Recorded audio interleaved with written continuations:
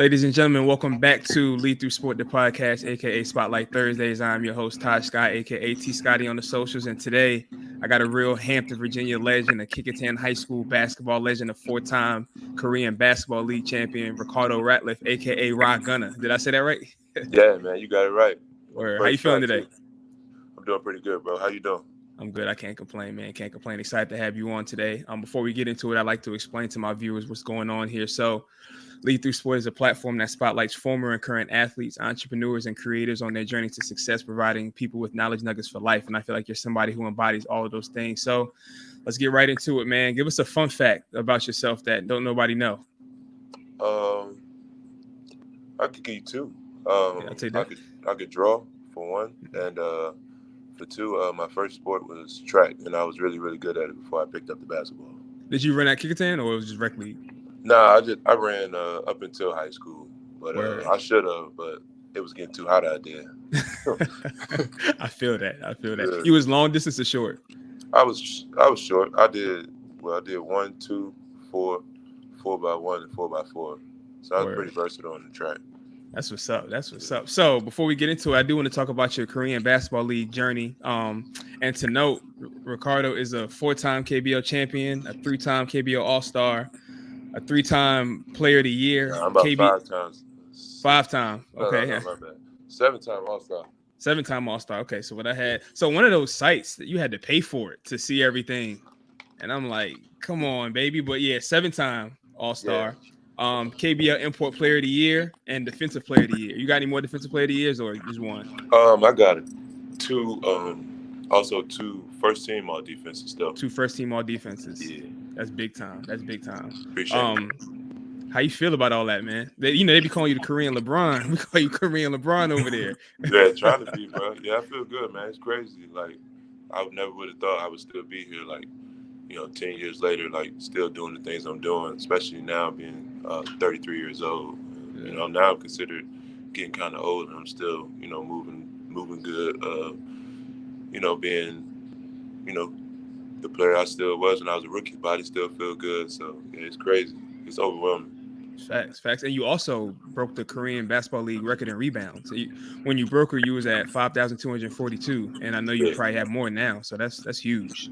Yeah. I'm trying to make it out of reach. So, I feel it. Yeah, for me to break it on my 10th year, like it's an honor. And I still got plenty more years, at least 2 I signed for. So I'm trying to make that thing way up there. Absolutely. So talk about your 10th season that you just finished up. The name of the club is it Jeonju? Jeonju. Jeonju, KCC Egis. Yeah, Egis. Yep. Egis. Yeah. How was your 10th year up there with them? Individually, I did really well, but we had a lot of injuries, so our team, we wasn't that good. We had the MVP from last season got hurt. He was out for over half the season. Mm-hmm. And we had a few knacks from other starters too. So then COVID too, like kept guys in and out of rotation. So we ended up, I think this is my second time in my career not even making the playoffs, but individually, like, I did my thing, like, but it's a team game, so it was kind of a down year.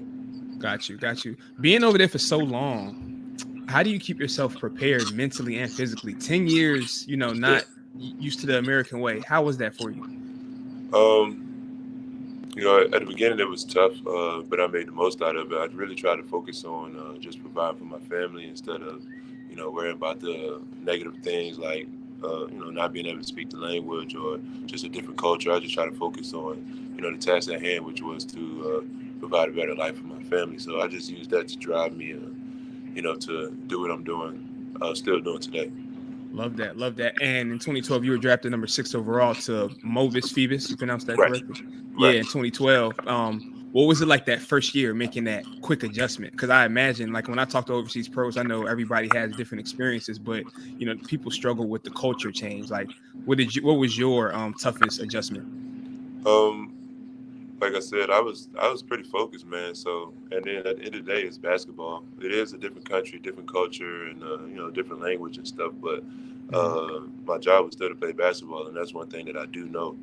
So and out there it's not that bad. Like they provide you with a translator, a driver, apartment and stuff like that. So it was at the end of the day, I just try to focus on making money and just trying to play some good basketball to start my resume for the rest of my career. I feel that. So you play for a few teams, and you're gonna have to help me out with some of these pronunciations. I So got you. 2012 to 2015, that's where you got drafted to Mobis Phoebus, and then you Right. played 2015, 2016 with the CO Samsung Thunder. So yeah. So okay, Yeah. and then you also play for the Star, now Mongolia Hotshots. Yeah, that's in the Philippines. I went to the Philippines. Philippines for 2 quick stints. It was 2 years. I had went after my season in Korea. Mhm. I just went straight to the Philippines just to get a little bit more money before I came home. It was a short flight, so I went over there, played for like 2 months just to get an extra little bag, for me and my family. But I really enjoyed the Philippines too. That makes sense. And then in 2017, 2017 you returned to Mongolia again. Right. And then 2018 to 2020 you played for Mobis Phoebus again. What was that like joining them again? It was crazy. They welcomed me back with open arms, and I could tell, like, especially like the fans, like they really wanted me back. And that was, I think, my most successful season. I had my best numbers and got all the awards, and that's my fourth and last championship. So, it was great to reunite with those guys, my teammates, the fans, and get another ring. So all 4 of your championships came with Mobis. Yeah, that's hard. That's crazy. That's hard. And in your rookie year, you averaged 15 and 9. Right. So you came in going crazy. Yeah, I came in ready, man. I try to, like I said, at the end of the day, it's basketball, and that's one thing that I do know. So I just tried to show them that, I was young, but I feel like I was ready to be a pro. Absolutely. And then now you're with, you said Jeonju? Jeonju, yeah. Yeah, Jeonju, and you've been with them since 2020. Out of all of these stops, where do you feel like you thrived the most at? I would have to say Mobis because that's where I got all my championships. I want to win. I really want to win one now with the team I'm on now, KCC, because the fans here love me just as much as Mobis, but I haven't even, won a championship with them yet. So, God willing, within these next 2 years, I'm work my tail off so I can, repay the fans for all the love they give me and my family. And in 2018, you got your Korean citizenship. Excuse me. What does that mean to you? It's crazy, man, because I'm the first American ever in Korean history, and then it's like Japan did it, China, Philippines, Taiwan, all these other Asian countries did it, but Korea didn't. But then when I had brought it up, I guess they were just like, okay, I think this would be the right fit. So it ended up working out perfect for both ways. That's hard. So you've been over there for so long, and I know you've picked up things from the Korean culture to, intertwine with what you do regularly. Yeah. Talk to me about some of the things that you've taken from the Korean culture and instilled into your family and atmosphere. Yeah, I would say like respect. Like they're really big on like respecting their elders and stuff like that. So it kind of made me like respect mine more because I see like, especially here in the States, like we kind of went away from that. It's like the old school style, but we kind of went away from it. You see like young people like disrespecting the elders all the time, whether it's on Instagram, YouTube, whatever, funny videos, whatever. But over there, they still really stand on that. They stand by that. So I try to make sure that my daughter not only respects me, but respects, anybody that's older than her that knows more than her. That's real. Is your family like it over there? Yeah, they've been over there with pretty much just as long as I have. My daughter's 7 now. My wife been over there for 8 years. So, it's home. My daughter was born over there, so it's really home for us for real. Because we there for the last 8 years. We've been over there for at least from 8 to 10 months out of the year. So, it's really home for us. When you retire, do you see yourself living over there for the rest of your life, or nah? But I've been home. I've been away from home too long. Like, especially like. I always wanted to get away just to see something different. Like I love home, and that's what makes me appreciate it a lot more now than a lot of other people. People say, "Man, I don't like Virginia," boom, boom, boom. But I've been away so long that I love this place. You know what I'm saying? Like, so when I come here, I try to make the most of it. But I end up going away just to try to see like what's in other states. So I went to Florida, went to junior college in Florida, all the way in Florida instead of staying home. Then I went to University of Missouri instead of staying home. I could have went to Virginia Tech, Virginia, something like that, but I wanted to see, other stuff. And then I've been over in Korea. So technically, I've been a pro for 10 years in Korea, and then before that, college too. So I'm 14 years. I haven't been home for more than a month and a half, 2 months out of a year. The last 14 years, And that kind of stuff builds character for real. Like you were talking about, just going to see a different environment, see how different people work. That definitely builds character. So that's what's up. Help you adjust to, different environments, different type of people, and it helps you just appreciate where you came from even more because you see other people going through the same stuff that, you went to. So make you appreciate home even more. That's real. And I'm glad you brought up junior college and college because I want to speak on that a little bit. Like you said, you played at the College of Central Florida and you were a 2-time first team NJCAA All-American. Right. Then you transferred to, but you moved on to the University of Missouri where you led all this NCAA Division I players field goal percentage at 69.3 and you were team high in rebounds with 8. What does Missouri mean to you? Missouri means a lot, man. They really put me on the big stage as far as like, I was ranked and stuff in like high school, but as far as like really being seen by all around the world, like I probably wouldn't be in Korea right now if I didn't play for, a big time program like Mizzou because, they watching NCAA Division I basketball all the time. So they showed me a great time, especially for me being a JUCO transfer.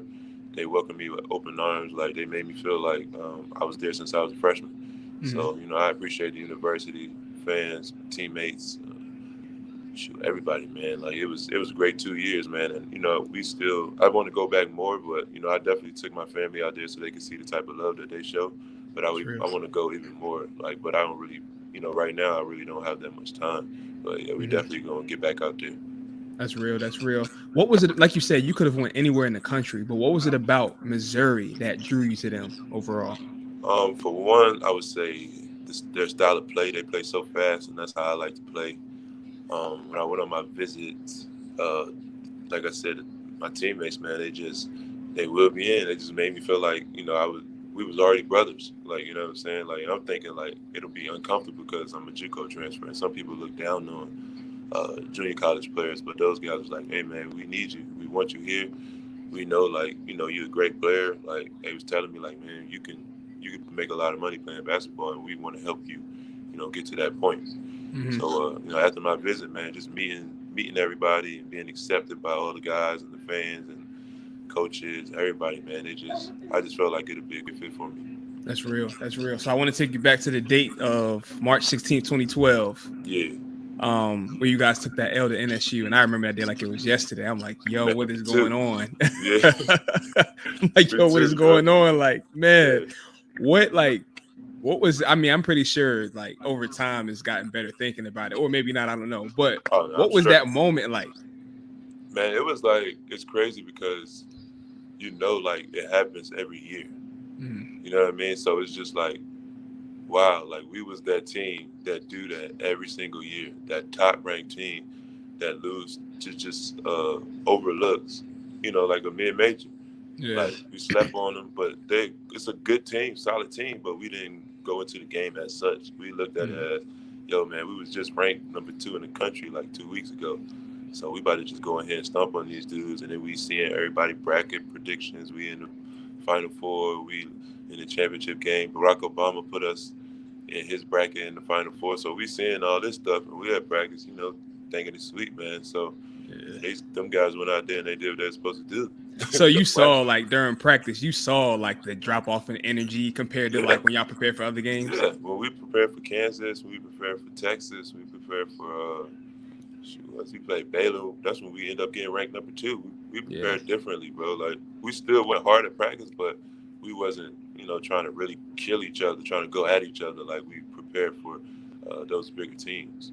Yeah, that's tough. So, what is one of your takeaways from that game? What have you taken from that game that you brought with your career? Never take your opponent for granted, bro. Like those guys were Division I college athletes just like us. Some of them just didn't sign with big schools or just didn't get the opportunity, didn't get recruited by big schools, so they still, belong there. So that's why I try to look at it now. Like everybody's a pro, so even if I know I'm better than somebody, or if I think I'm better than somebody, I'm still gonna prepare the same way so I can go out there and show that I'm better than this dude. That's real. Do you think that game messed up your draft stock?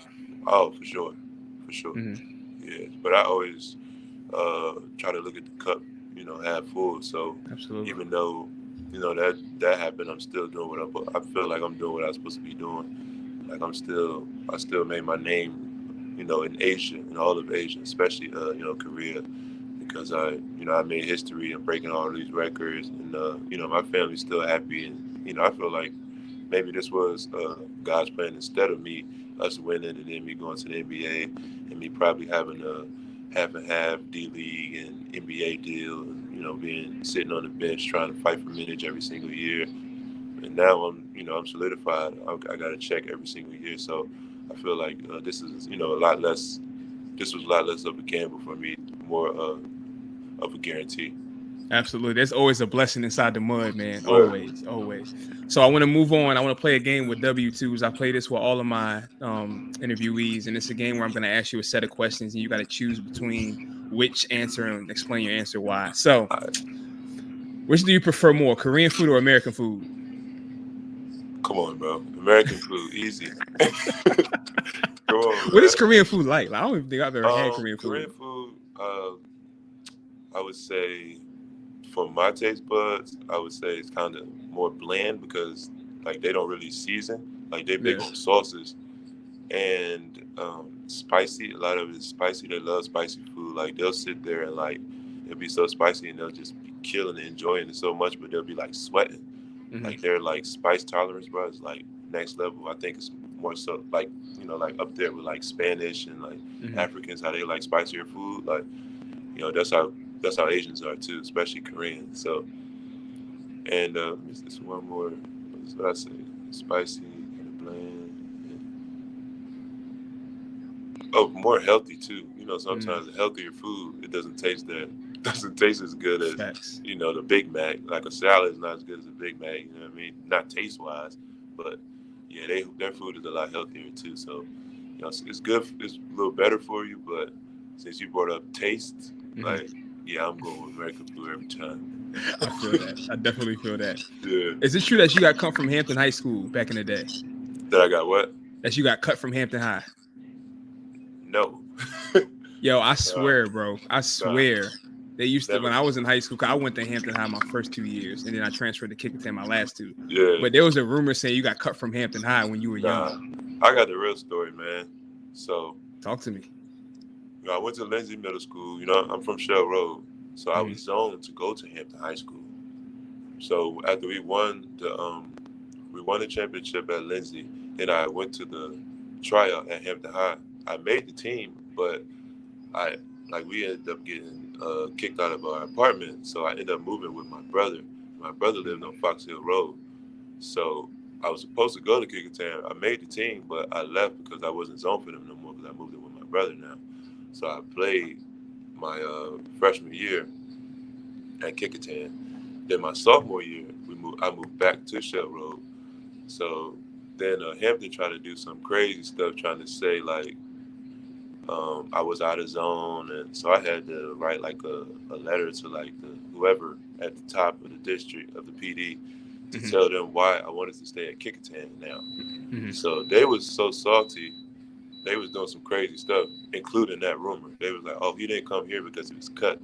Nah, I didn't. I made the team. Like you can ask the players, ask Tyrod Taylor, PJ. Them guys was there. Like, and I was cooking them dudes. Like, and I was in the 9th grade. They had me working out with the varsity. Yeah. And I was in the 8th grade, but they had me like working out with the sophomores and stuff. Like, you know what I'm saying? Because I was killing everybody else. It was easy. But after I went to Kickinton my first year, I was like, shoot, I got friends over here. I'm cool with the coaches. And then we had like Coach Art Jones, like pretty sure you know Coach Jones. So I was like, man, I'd rather just stay here. And Hampton, they had a good team already. So I'm like, I don't want to go over there and be. I feel like I would still be, first or second option, but over here I'm guaranteed first option. So I may as well just stay here. So I ended up going out of zone to Kickingham from Shell Road, but Mm-hmm. I never got cut from a team like in my life. Well, besides not making the draft after working out for all those teams, but that's the only time that I didn't make a team. Yeah, I'm glad you cleared it up because that was kind of hard to believe. I was like, what? But yeah, I'm glad I heard that. That was just saltiness, bro. Yeah, I feel that. I feel that. Yeah. So, at any point in time, did you ever feel an urge to try your hand at trying in the NBA during your Korean basketball league career? Yeah, a few times. Like I got offered like some 10 days and stuff like that, some tryouts. But over here where I play at, it's like if you gamble, like if they say they offer you money and you don't take it, like they offer you a contract and you don't take it, you get banned like for 5 years. Mm. So I really didn't want to gamble for a 10-day contract where it's not guaranteed. Like if it was to guarantee like a full year or something like that, then I would take that gamble because I'd be like, I got plenty of time to try to prove myself that I'm good enough to stay in this league. But I was getting offered like only 10 days. And then it's like, all right, so I'm going to risk a whole year over here, like guaranteed just for a 10-day contract, basically just a tryout. And then, you never know what might happen. They might not like me. I don't feel like I can really prove myself how I want to in 10 days. Like, you know what I'm saying? So I just didn't want to gamble that. But throughout my career, I probably had like 4 or 5 10-day call for 10-day contract offers. But I just told my agent, like, if it's not even at least a year, like, I'm straight. You don't even have to tell me about it. Mm-hmm. Got you. Yeah. And lastly, what's your favorite city in Korea? Favorite city? Yep. Gotta be Seoul. That's the big city. It's like New York. They got all the high rises, all the good shopping, great food, clubbing, whatever. If you're into that, it's just it's a more of a American vibe. You can actually see like people who look like you out there. It's a lot of it's bases out there, like an army base. It's a lot of teachers. American teachers go over there to teach English and stuff like that. So it's just more of a less cultured version of Korea. It's more so like Americanized over there. Got you. So let's go ahead and finish this conversation off with talks to the 757, man. Tell me what kind of role that being from the 757 has played in your life in general. I feel like my whole like career is like our area. You know what I'm saying? It's slept on, but it's like so much talent here, like that undiscovered talent. And I feel like, that's how I am. That's how I was, and that's how I still am. I still feel like I'm, underrated player, even though I did all this stuff. I still feel like I still like can have more just. But I feel like that's how our area is. Like I feel like it's just as good as all these other places that get a lot of praise because I've been to these places and I heard them say the same stuff that people from here say, like, man, I gotta get out of here, man, it's whack. And people from other states, other countries come here, bro. People go to Virginia Beach. You know what I'm saying? People go on vacation at places that we just like, man, it's Virginia Beach, it's whack. But Virginia Beach is the 10th, I think it's ranked 9th or 10th best beach in the States, bro. So it's like, we don't look at it as being that good. Other people in other states look at it as being good, but that's how we do. We look at it like, oh, this place is better because it's just home. But that's why I look at it like I've been gone for so long. It's like I make sure I always appreciate home. Absolutely. I feel like, we underrated, we underappreciated. But I'm gonna make sure I represent it the fullest no matter where I'm at. Real one. That's what's up. Yeah. Why do you think that athletes in Virginia are so underrated? Do you think it's the coverage, or what do you think it is?